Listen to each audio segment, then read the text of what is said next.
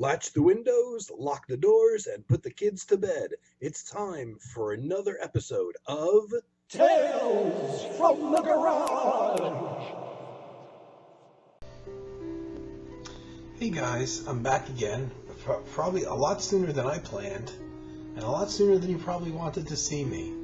So here it is, more typical of me doing these late at night. It's a little bit after 1 in the morning, and I attempted to go to sleep and couldn't sleep, and so here's my options.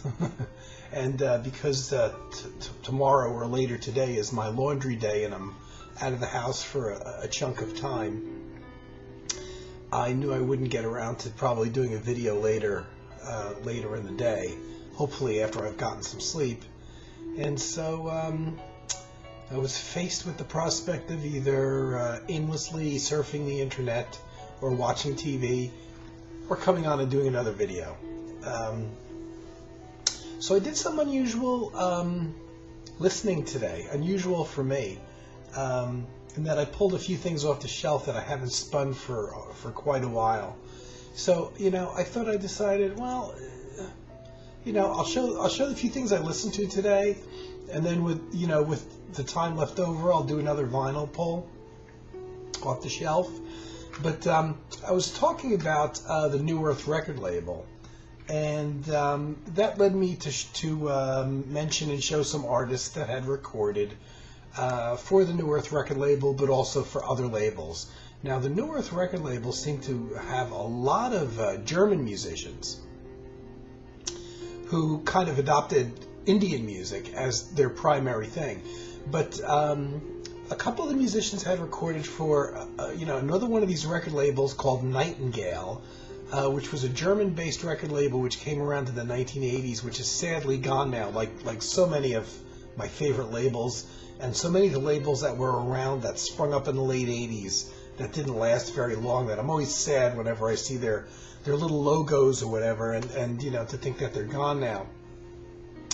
And it made me think of another album that I had that I thought was probably an artist that was related to a lot of these German musicians that had recorded for labels in Germany but went on to the New Earth record label. But specifically I was thinking about a keyboard player, Kamal, who had recorded several albums for the Nightingale label. And the Nightingale label was a label that I always liked, and I don't know that this is ever going to show up on camera. I always liked their little logo of a bird in a tree surrounded by stars. And I don't know to what extent you're going to be able to see that. Well, that's the higher octave.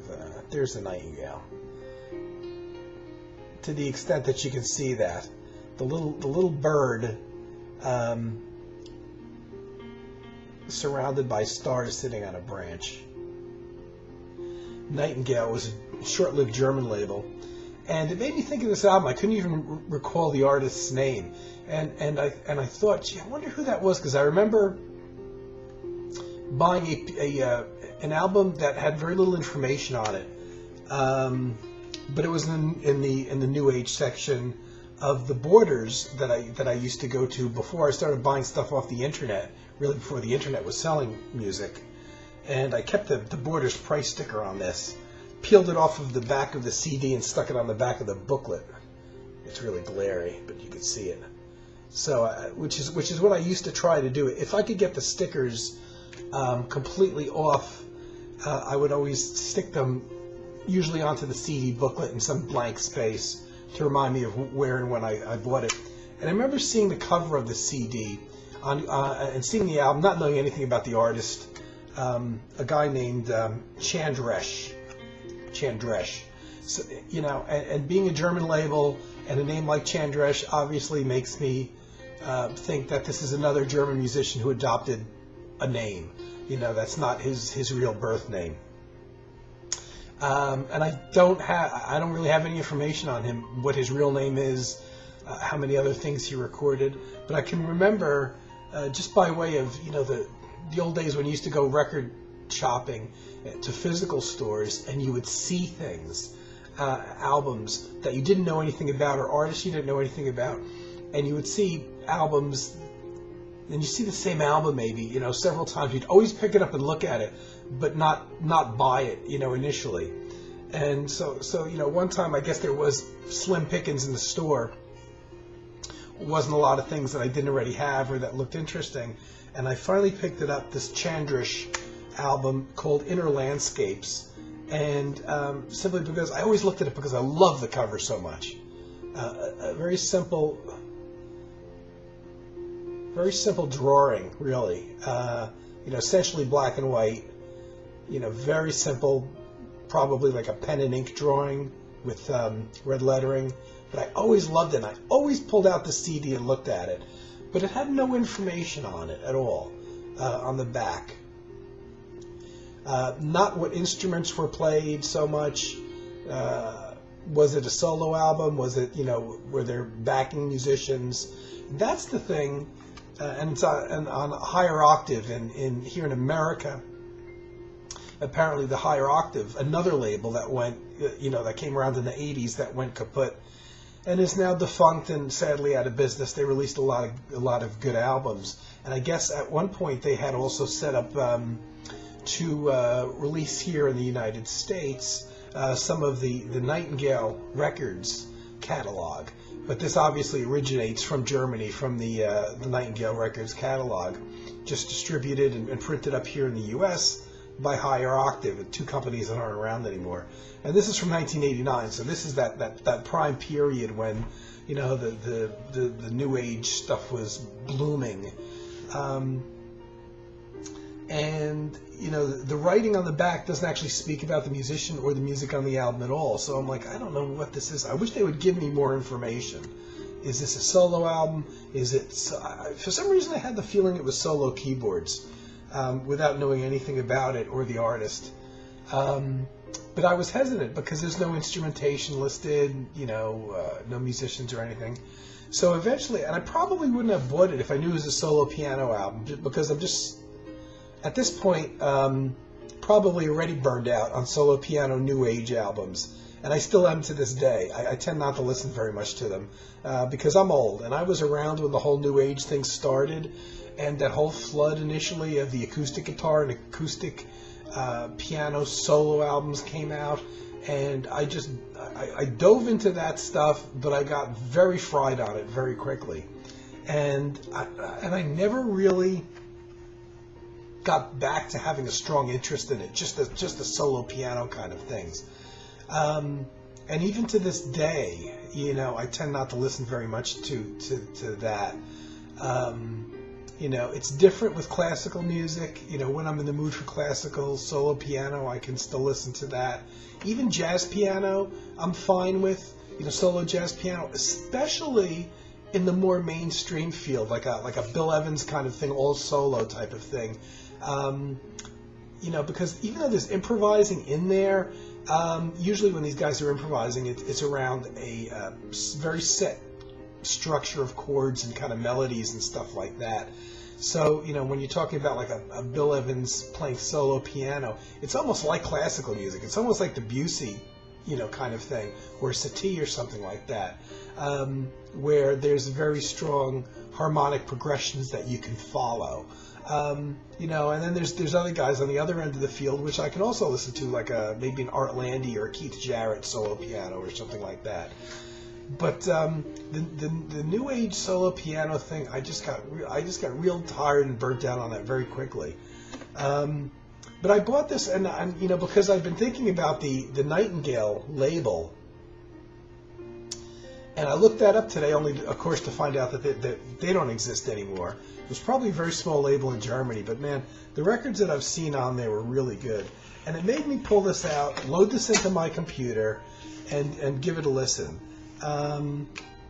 Even when you open the booklet, there's one thing there's just like a poem or a saying by some,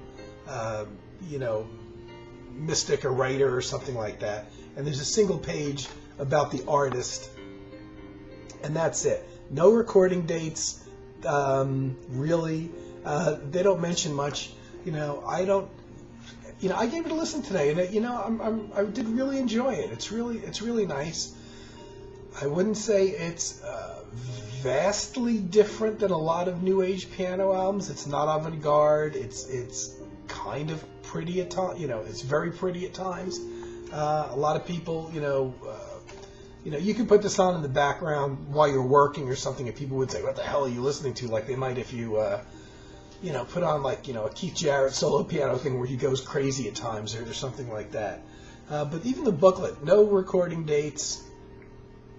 It just mentions Chandresh, a pianist and a composer, has fallen in love with classical music, and his creativity, blah, blah, blah, led him to create spontaneous piano improvisations. It doesn't even say specifically that all the tracks on this album are spontaneous piano improvisations. They like I said, they just basically, that's all they say about him is, so he's a piano player. I guess he doesn't mess around with any other keyboards apparently, or didn't at this time. And I guess maybe looking at the higher octave label, they did. I don't know that they did a lot of acoustic stuff. They seem to do. I know they did like groups, and they had things that were a mixture of more acoustic and electric. But it was still a nice listen, and it's one of those albums that I must have looked at this for probably a couple of years, just loving the album cover before I finally broke down and bought it. Because at this point it was $16 for the CD, so I don't think I got it at a bargain price or anything. Which maybe it's one of those things. If it were a $5.99 CD, I would have snapped it up sooner. But it's all in key, and I guess the fact that it's acoustic piano this time around, when I pulled it off the shelf, I did remember that. But it does kind of fit in with that summertime vibe for me. That whole, for whatever reason, that whole desire to listen to acoustic-based music, or maybe specific. Well, acoustic-based music. For some reason, I just have desires to hear acoustic instrumentation and even orchestras and things like that in the summertime, which is just, and flutes, things that I can't explain. Now, interestingly enough, something that falls into the acoustic world that I never specifically, really, until today, I'm wondering if I'm starting a new trend here of what gets pulled out, at the as the warm weather in the summertime comes along. In terms of acoustic music, because this year I noticed I did start playing a few days ago, for instance, or starting more than a few days ago, was playing a lot of Bill Evans, the pianist, and again, that's acoustic-oriented music. Mostly his trios are pretty much upright bass drums and acoustic piano. He does sometimes play electric piano in some of his later recordings, but he's known primarily as an acoustic artist, and most of his music is acoustic. And I would listen to Bill. I would just get in the mood to listen to Bill Evans at various points. Not specifically tied to the seasons, or not specifically in the summertime, just because he's an acoustic artist.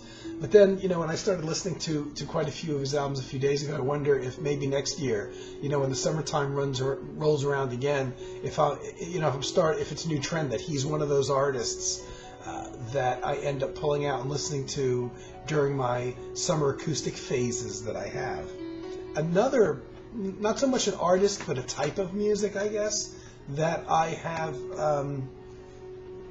always been drawn to, but it's acoustic, completely acoustic music, but never at specific intervals of or associated with a season, but rather just at times. And I wonder if now that I got in the mood to listen to this, if this is going to be a summer thing too, because it's an acoustic instrument.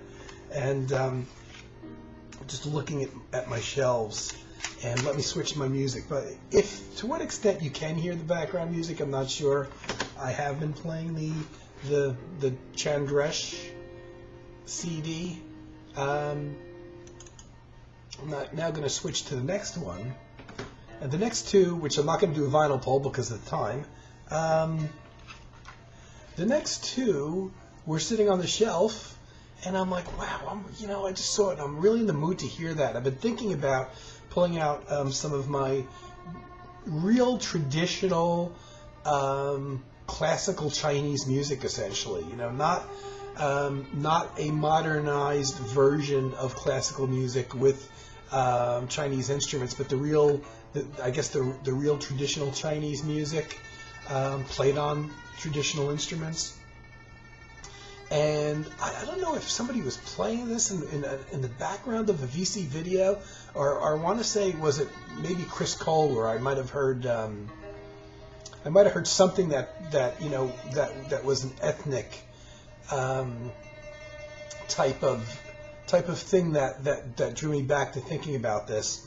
But I'm a big fan of traditional Chinese and Japanese music and their instruments, their instrumentation specifically, and mainly their stringed instruments, which I'm very much drawn to, in exactly the same way that a lot of people would be drawn to classical guitar. And that is, there's something about these instruments that sound ancient. It's like when you hear them playing, you're hearing a piece of the past, like you're almost in it, like you're almost going there. If you could get into the vibe of it, and maybe once you get past the point where maybe it sounds strange to you, those initial stages, those first albums that you buy when you don't understand the music or whatever, and then maybe you finally get to the point where you just would listen to it like you would listen to a solo piano album or something that doesn't sound unusual. But it always strikes me that there's a couple traditional instruments that are probably more popular than a lot of the others in China. One is called the pipa, the P-I-P-A, which I don't know how to pronounce this guy's name, but I have this album, Tang Liang Xing, traditional Chinese pipa music. And it's on the Shanahachi record label, which is well, I think they're still around. They do like smooth jazz and stuff like that. So this is a very unusual. It's an American label. It's a very unusual type of album for them to release, and I'm not aware that they did many albums outside of their specialty, which is kind of. I did smooth jazz, and they kind of did like some more commercial type of music, and I think some like Irish-based things, but kind of commercial Irish things. I don't think so much traditional Irish things. But they've released albums by bands like Special Effects and some very, very commercial, smooth jazz type of things. So I was very surprised that this was on Shanahachi, which I forgot until I pulled it out. But there's Tang Liang Xing, I guess is how you pronounce it. I'm not sure. This is all solo pipa, just him, no orchestral backing or anything, playing a lot of traditional pieces. And this one, the title of it is taken from probably one of their, I guess, the better known traditional compositions. High mountain flowing water. Here's what the instrument looks like. If you could see that. I would love to play one of these things. So it looks like it's just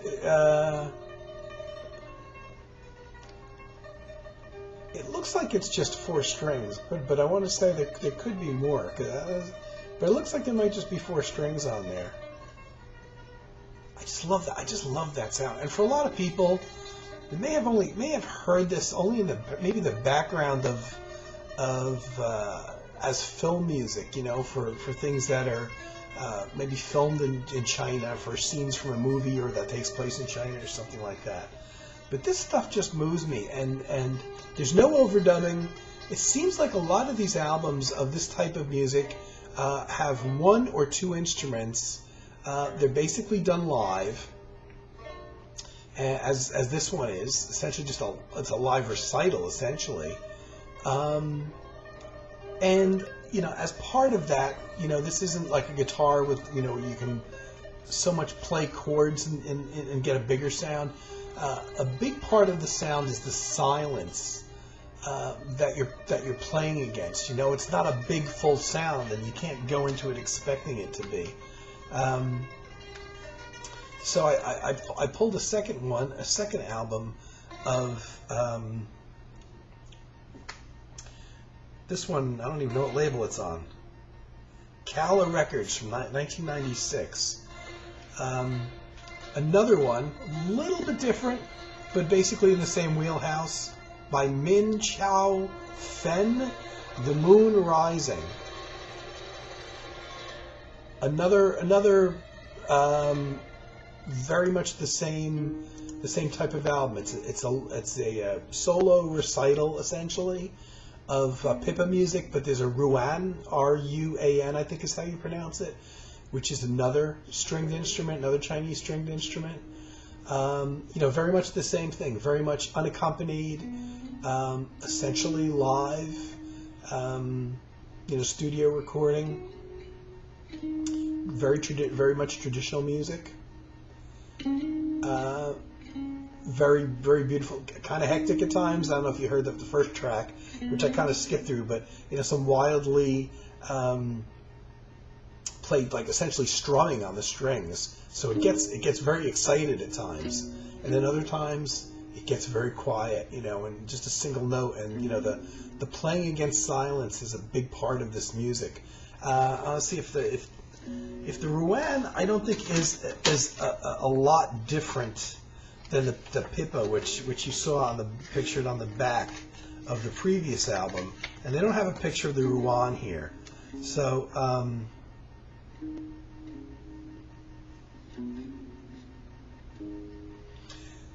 the Pippa is essentially, if you know what a lute is, which is like the precursor of guitar, it's kind of like the Chinese lute. And they're saying that the Ruan is another type of plucked lute. So it's, I guess, very, very similar to the Pippa. And I don't know if the range is different, like a tenor, soprano sound as opposed to the sound of the Pippa, but it's essentially the same thing, essentially just another stringed instrument with however many strings it has. There's no pictures of it, apart from the brief neck on there. You can see the neck of the instrument on there. And I guess, when you're talking at after 1 in the morning, it's probably very suitable music for this time of day too. So I don't think I'll do a vinyl pull. Maybe I'll keep this one short for me. And there's plenty of time and videos that I can do a vinyl pull in the near future. I thought I would just it's a late night vibe. I got late night music playing, and I've got no windows and I've got no clock here, but I do know it's after 1 in the morning. And I'm digging this music, and I thought I might just present it to you for whatever value it may have as what I've been listening to. So that's today's episode, I guess. And I'll be back soon. I hope you dug this. I can just get lost listening to this music, especially at this hour of the day. This is stuff that maybe when the sun's out, it's maybe not as easy to concentrate and listen to. When you're talking about this time of day, it works, Okay, guys, well, thanks for watching. I'll keep it brief for me. And I'll be back soon. Take care. Tune in next time for more Tales from the Garage.